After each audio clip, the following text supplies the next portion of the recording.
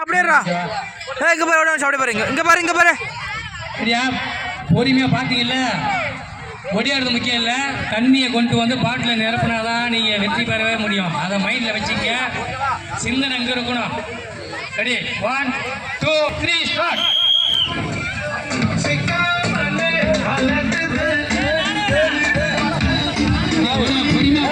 தண்ணி எடுத்து பாட்டில் நிரப்புங்க. அப்பதான் வெற்றி பெற முடியும்.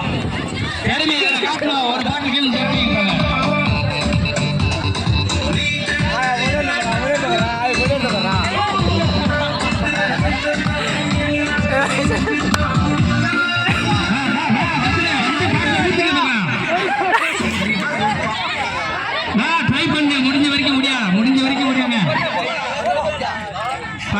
முயற்சி எதையும் தோக்காத. வாங்க முயற்சி பண்ணு.